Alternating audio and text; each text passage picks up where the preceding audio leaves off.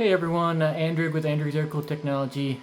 Want to do a short video talking about a small product update that I've introduced. I had a couple of customers that were uncomfortable with this flange nut on the Evolution 1, fan kits. So here's an Evolution 1 fan, so single-sided. Evolution 2 obviously dual-sided. Got the mount here already in place, but we can then use pretty hefty wave washer, right, to keep it locked down. And then what was coming with this is this flanged nut. And I chose the flanged nut, pretty simple, just because you've got that much wider base that'll help flatten that, wave washer out better. If you use a regular nut, it'll still kind of flatten out, but not the way it really should. So I've been using this flange nut. Now these are really inexpensive. Buy them off the shelf. Zinc plated, grade 8 nut. So they work. Some people were uncomfortable with how much thread engagement there is, and one of the things about the way the off-the-shelf nuts are designed is they do have a fairly hefty chamfer on the inside, which means the nut's going to sit farther down before threads actually engage. But of course that chamfer is there, to actually make it easier to get thread engagement in terms of, just threading it on. But it does leave, a small amount of, an area there that's probably a good 1.5 millimeters of space where there's no thread, right? So the nut has to go down further. Well, if you use any of the optional spacers or what have you, because of the way your backing plate is, because of the way your alternator generator, it has a little aluminum spacer that the mount, this part, sits on, right? The fan's going to be either further away or closer to the backing plate related to that. And of course, the further away it is, the further up it has to be spaced, the less threads there are. And of course, I can't control the alternator generators, how long the shaft and how long the threads are. Some of the aftermarket ones have longer shafts and longer threads, which is helpful in this particular case, but not helpful in most other cases. So I can't control any of those things. So I decided, because a couple people were somewhat uncomfortable, and I've been thinking about this for a while, is making a custom nut for the application.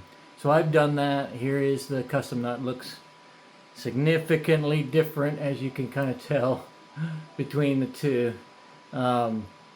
And the design changes are pretty simple. So I still have a chamfer. You really can't tell, on camera here to make it easier, but it's a much smaller chamfer. It's less than 0.5 millimeter versus that one being probably a 1.25 to 1.5 millimeters in terms of where you get thread engagement. So this doesn't have to sit, still very easy to thread on, but it doesn't have to sit very far on the threaded part of the shaft of the alternator or generator before you get thread engagement. I made it significantly shorter. Both the flanged part is shorter, and then of course the hex part of the nut is shorter.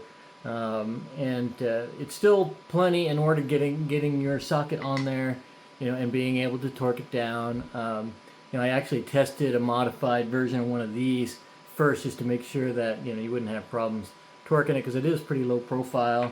So this is more like, although it's built to the standards of a flange nut in terms of the ANSI standards with the hex and all of that, so the socket fits perfectly the way it's supposed to every time. The tolerances are exactly what the ANSI standards say. So but I made the flange part thinner, and of course the overall part of this, so there's just less threads.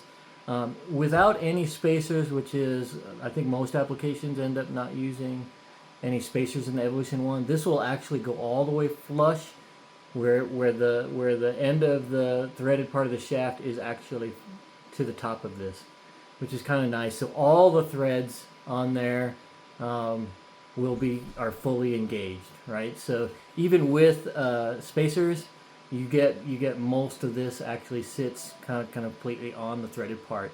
So you end up having the whole nut essentially on the threaded part, and it's a combination really of the dimensions here, but it's mostly the fact that I changed the way the thread engagement works on the bottom side.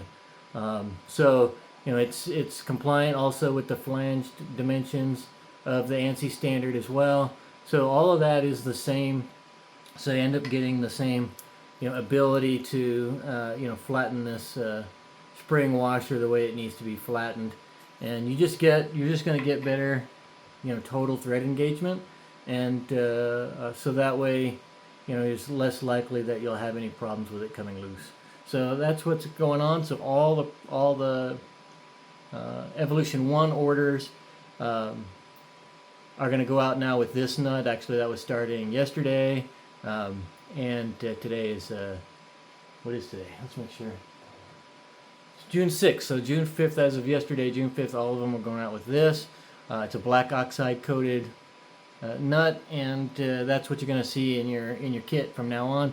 If you have an Evolution 1 kit and you want to switch to this washer, or not to the washer, to this nut versus the one that shipped in your kit, just email me either Andrig at Andrig's Aircooled Technology or info@Andrig's Aircooled Technology, and I'll send you one of these, or if you've got a number of kits, I'll send you however many you need to replace the nut if you want to do that. There hasn't been really any cases except for one, but in that one case, I think the guy just forgot to actually torque it because he didn't have his washer wasn't flat, where they came loose. So the issue hasn't been that people are losing their fans because this nut doesn't have enough thread engagement and it's coming loose. That's really not the issue. Some people are just not comfortable with the fact that this nut just doesn't go on very far, right? So so you'll get better thread engagement with this. It'll, you know, sit down in there nicely. Of course, it's a little lighter weight too because it's smaller, and you know, this will make, you know, the people who are uncomfortable comfortable because it's better, and it'll just be better for everybody involved. So if you do want one of these to replace what you have, again, email me and I'll send you some of these, you know, with your shipping address and stuff, and I'll send you some of these as necessary. I made at least I've made 1,000 of these, you know, so I've got plenty to give out to existing customers if necessary, if you want it. So just thought I'd give you that quick update, and we'll talk to you later. Thanks. Bye bye.